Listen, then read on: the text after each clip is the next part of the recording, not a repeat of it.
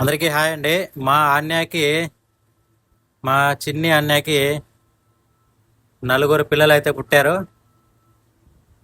ముగ్గురు ఆడపిల్లలు, ఒక అబ్బాయి పుట్టారు. ఏదిమా నువ్వే చేస్తున్నావు అన్నయ్య.